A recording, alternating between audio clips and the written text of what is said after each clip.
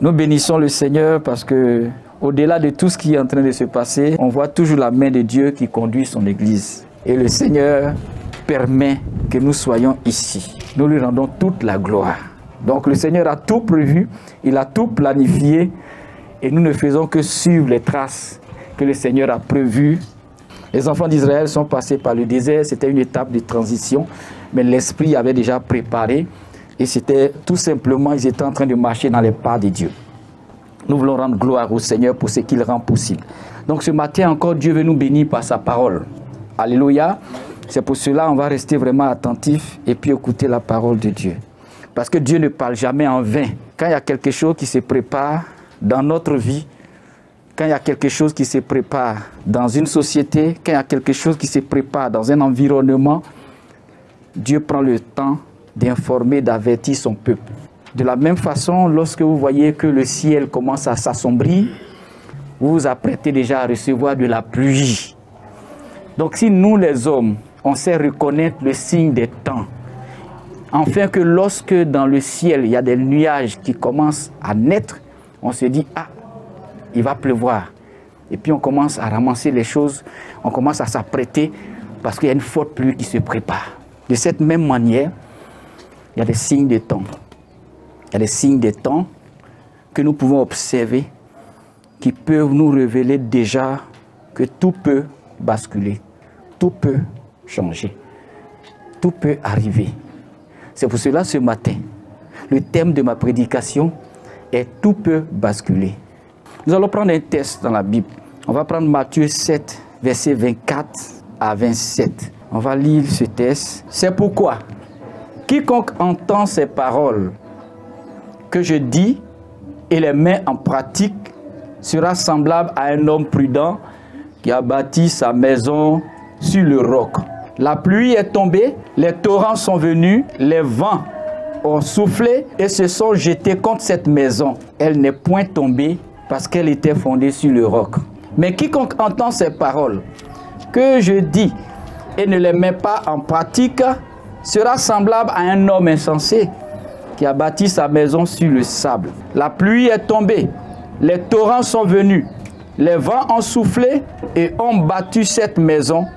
Elle est tombée et sa ruine a été grande. Amen. Veuillez vous asseoir, peuple de Dieu. Nous venons de lire un texte, c'est une parabole. Et ce texte-là a été énoncé, a été annoncé par Jésus lorsqu'il donnait un enseignement. On voit la parabole des deux constructeurs et des deux fondements. Deux façons de construire et deux façons de bâtir un fondement. Il y a un fondement sur le roc, il y a un fondement sur le sable. Voilà deux façons de bâtir. Et Jésus donne un enseignement à ses disciples au travers de ces deux fondements. La vie que nous vivons, elle est pleine d'imprévus. Un jour, tout semble stable et puis le lendemain, tout peut basculer. Une maladie soudaine peut arriver. Une crise financière, la perte d'un être cher, quelque chose de bizarre peut arriver à tout moment dans la vie. Personne ne peut dire qu'il contrôle tout par rapport à la vie. Seul Dieu contrôle. Dieu a le contrôle. Mais en tant qu'homme, en tant qu'individu, en tant que peuple, en tant qu'enfant de Dieu, en tant que chrétien, on ne peut pas avoir le contrôle sur l'existence humaine. Si on avait le contrôle, il y a des choses qu'on allait empêcher d'arriver. Si tu avais le contrôle, il y a des choses que tu allais empêcher d'arriver dans la vie. Si j'avais le contrôle sur tout, j'allais empêcher que ma maman ne meure. J'allais empêcher certaines choses si j'ai le contrôle. Vous voyez, c'est un exemple que je donne. Il y a des choses que vous pouvez empêcher si vous avez le contrôle. Si tu as le contrôle de la vie, si tu as le contrôle de ça, tu peux empêcher que l'hypocrisie des hommes te boute hors peut-être d'un travail ou bien un poste qui t'était réservé, quelqu'un d'autre vient y prendre. Tu allais empêcher ça si tu as le contrôle. Tout peut basculer. Mais la bonne nouvelle, malgré que tout peut basculer, malgré que nous, on n'a pas le contrôle de tout, la bonne nouvelle, c'est que Dieu, lui, ne change pas. Si tout peut changer, si tout peut basculer, le Dieu que j'adore, le Dieu que vous adorez, lui, ne change pas. Ce qui compte là, ce n'est pas seulement d'éviter les tempêtes. Il y a les tempêtes. Tu ne peux pas contrôler les tempêtes. Tu ne peux pas contrôler le vent. Tu ne peux pas arrêter le vent. Mais ce qui est important, c'est sur quoi ta vie est bâtie. Pour que lorsque la tempête arrive, sur quoi ta vie est bâtie. Pour que lorsque les choses basculent, sur quoi ta vie est bâtie. Dieu, lui, ne change pas. Donc, la tempête qui peut arriver, les situations qui peuvent arriver, quels seront leurs impacts sur ta vie? Quels seront les impacts sur ta vie? Sur quoi notre vie est bâtie quand les tempêtes arrivent? Sur quoi notre vie est bâtie quand les tempêtes surviennent? C'est ce qui compte. Tout peut basculer dans le monde. Aujourd'hui, là, lorsqu'on regarde le signe des temps, lorsqu'on regarde l'atmosphère, lorsqu'on regarde la politique, c'est comme si on allait tout droit dans le mur. Lorsqu'on entend des personnes parler, les personnes en train de communiquer pour leur chapelle politique, lorsqu'on voit des situations devenir de plus en plus radicales, lorsqu'on voit des personnes qui sont en train de bander les muscles. On a vécu 2010 ici, mais je pense que la moitié de ceux qui sont là ont vécu ce qui s'est passé en 2010, 2011. Il y a eu des moments où on ne pouvait pas sortir. Même la nourriture était devenue chère. Dehors, c'était des kalash. Dehors, c'était des avions qui lançaient des bombes. Dehors, c'était des chars. Ça a été des événements malheureux de notre pays. Mais c'est pour dire dans la vie, tout peut basculer, tout peut arriver. Il peut y avoir des tempêtes soudaines. Il peut y avoir des crises qui surviennent. Mais la bonne nouvelle, c'est que Dieu, lui, ne change pas. Tout peut changer, mais Dieu ne change pas.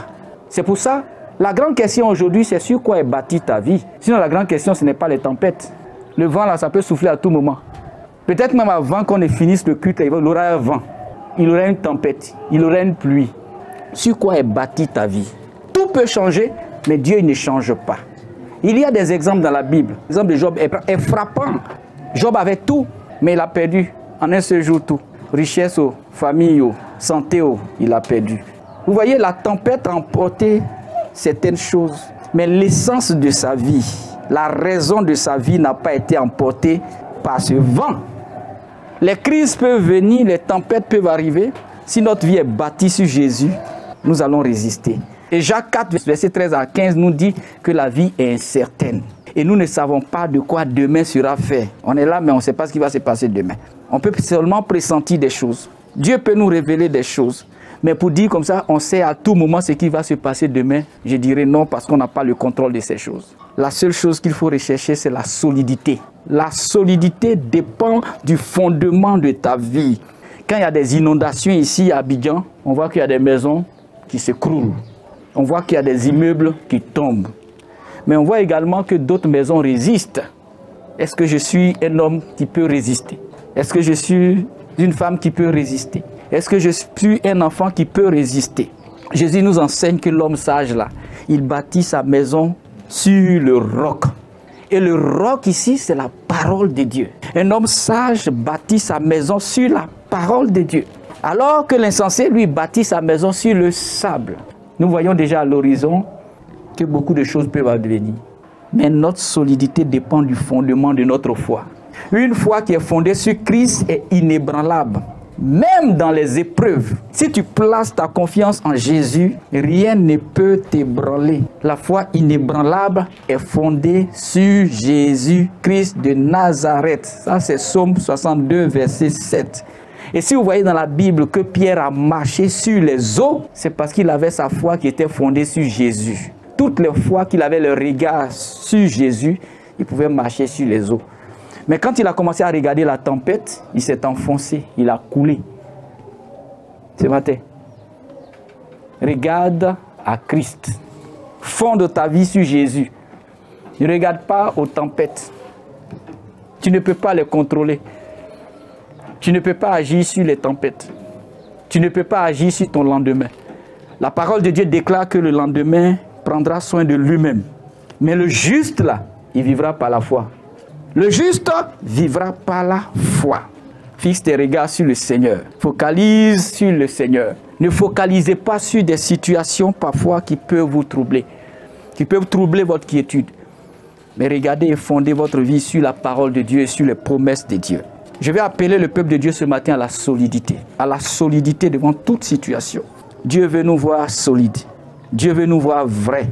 Dieu veut nous voir comme des concurrents, des bâtisseurs qui regardent à Christ, qui marche avec Jésus. Et il est important pour nous de traverser ce moment, afin de voir qui est qui, afin de nous découvrir, afin de connaître notre solidité dans le Seigneur. Et la tempête vient parfois éprouver notre foi. Les difficultés viennent parfois éprouver notre foi. Les vents, les saisons sont des épreuves, des tests de ta foi ce matin. Même la maladie peut tester ta confiance en Jésus.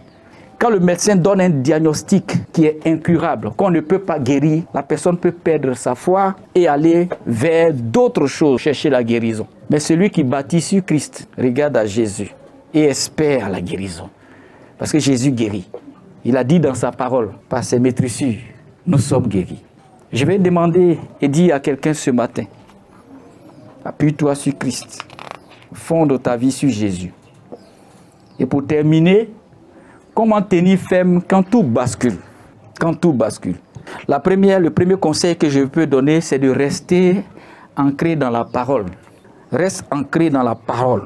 Et quand je parle de la parole, je vais parler de des Saintes Écritures. Je vais parler de la parole de Dieu. Il faut être ancré dans la parole. Il faut méditer la parole. Il faut appliquer les Écritures. Ça, c'est un conseil biblique qui est scripturel et qui nous permet de tenir quand tout bascule.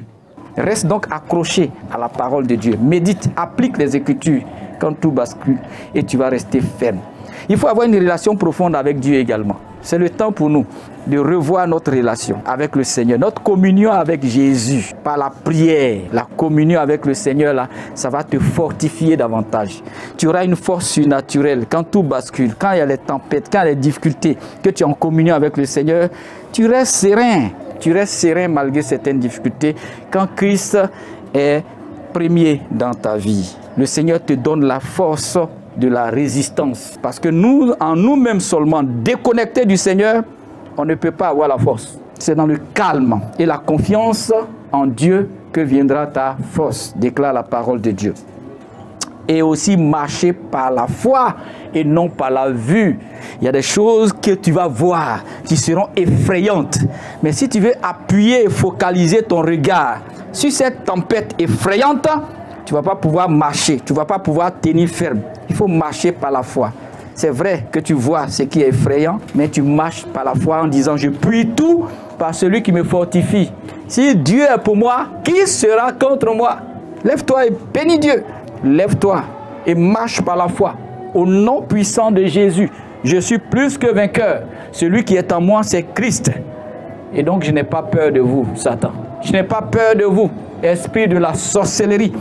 Je vous chasse et libérez mon chemin au nom de Jésus. Et quand tu as fini de prier ainsi, crois que Dieu est avec toi réellement. Ne doute pas de sa présence. Et marche de victoire en victoire. Marchez par la foi et non par la vue. Selon 2 Corinthiens 5, verset 7. Il faut croire aux promesses de Dieu. Même quand la situation semble désespérée, il faut croire aux promesses de Dieu. Parce que Dieu, il ne change pas. Sa parole ne change pas. Ce qu'il dit, c'est ce qu'il y a de réel. C'est ce qu'il y a de vrai. Crois aux promesses de Dieu. Et rappelle-toi que Dieu a le contrôle. Il a dit dans sa parole, dans le livre de Romains 8, verset 28, que toute chose concourt au bien de ceux qui aiment Dieu. Dieu a le contrôle. Oui, Dieu a le contrôle des saisons. Il a le contrôle des temps. Il a le contrôle des circonstances. C'est lui qui établit les rois et c'est lui également qui enlève les rois. Alléluia. Donc si Dieu a le contrôle, soyons donc sereins. Nous pouvons tenir ferme quand tout bascule parce que le Dieu que nous adorons a le contrôle.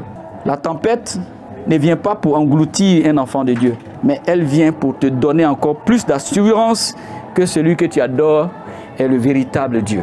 Donc si ta vie bascule aujourd'hui, seras-tu prêt à tenir ferme? Voilà la question que je vais te poser ce matin avant de finir. Est-ce que tu seras prêt à tenir ferme si ta vie bascule aujourd'hui? Aucune tempête ne pourra te faire chuter. Église du Dieu vivant. Si ton fondement est Jésus, aucune tempête ne pourra te faire chuter. Enfant de Jésus, serviteur, servante de l'Éternel, chrétien, si ton fondement est Jésus, aucune tempête ne pourra te faire chuter. Mais si tu as bâti sur autre chose, si tu as bâti sur l'argent, si tu as bâti sur le succès, si tu as bâti sur les relations humaines, alors la tempête risque d'être dévastatrice. C'est pour cela, tout peut basculer. bâti sur Jésus. Regarde à Jésus. Nation, tout peut basculer, mais Dieu cherche de vrais adorateurs. Ceux-là qui l'adorent en esprit et en vérité. Et l'Esprit de Dieu est en phase avec lui-même. Le Seigneur va bâtir. Et comme je vous l'ai dit déjà dans d'autres prédications, quand Dieu veut bâtir, il rase d'abord. Quand Dieu veut bâtir quelque chose de nouveau, il nettoie d'abord. Quand Dieu veut bâtir quelque chose de glorieux, il met un terme à la première maison. C'est pour cela que la parole de Dieu déclare « La gloire de la dernière maison sera plus grande que celle de la première ». Avec le Seigneur, on ne désespère pas. Avec Jésus, on apprend toujours à aller de l'avant parce qu'il a le contrôle de la vie. Il a le contrôle des saisons. Prions pour que notre foi soit ancrée, soit bâtie, soit enracinée en Jésus, afin que même dans n'importe quelle tempête, on reste debout dans la présence du Seigneur. Que Dieu te bénisse et que la grâce de Dieu qui surabonde en toi puisse te permettre de rester toujours debout dans la présence de ton Dieu. Quels que soient les vents, quelles que soient les tempêtes, bâtis sur le Seigneur. Regarde à l'horizon, tu peux sentir des choses, tu peux voir des choses, mais sache que Dieu a le contrôle. Ce n'est pas toi qui vas contrôler les saisons, ce n'est pas toi qui fais venir la pluie en son temps, c'est Jésus qui contrôle tout ça. Et si Christ contrôle sur ça, appuie-toi sur Jésus. Le plus important, ce n'est pas la tempête, mais c'est sur quoi est bâtie ta foi. Que Dieu te bénisse. L'Esprit du Seigneur t'aide à demeurer ferme en bâtissant sur Jésus-Christ de Nazareth. L'heure est venue de bâtir des choses solides. La solidité de notre foi dépend de Jésus. Les vrais adorateurs aiment Jésus, apprennent à compter sur le Seigneur. Et quand tout bascule, les vrais adorateurs restent fermes. Quand des choses changent, ils restent fermes. Les tempêtes ne dépendent pas de nous. Les saisons ne dépendent pas de nous. Ce qui dépend de nous, c'est d'attraper notre foi, de la maintenir solide en Jésus. Que Dieu nous aide ce matin.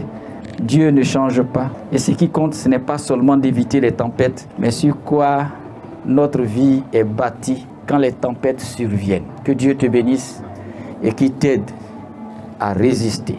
Prions pour notre nation. Prions pour le pays. Et de façon personnelle également. Beaucoup de choses peuvent changer et doivent changer. Mais sachons que tout ce qui arrive, c'est pour le bien de ceux qui aiment Dieu, selon Romains 8, 28. C'est pour cela, focalise-toi sur Jésus. Rappelle-toi que c'est Dieu qui a institué également les autorités. Et c'est ce même Dieu, en Daniel 2, verset 21, qui dit « C'est lui qui change les temps et les circonstances, qui renverse et qui établit les rois. » Tous les gouvernements et les dirigeants qui existent, c'est par la volonté permissive de Dieu. C'est par la volonté permissive de Dieu. C'est pour ça qu'il y a des nations, et chaque nation a son président. Et c'est Dieu qui permet, parce que les hommes ont voulu des personnes pour les diriger. Et Dieu permet, il suscite des rois parmi les hommes. Si certains individus sont injustes ou corrompus, Dieu a le dernier mot dans l'histoire des nations. Que le Seigneur fortifie ta foi. Amen. Quelle que soit la tempête, ta foi est basée. À l'écoute de la parole de Dieu. Retrouvez-nous sur nos pages Twitter, Instagram et YouTube. Que Dieu vous bénisse.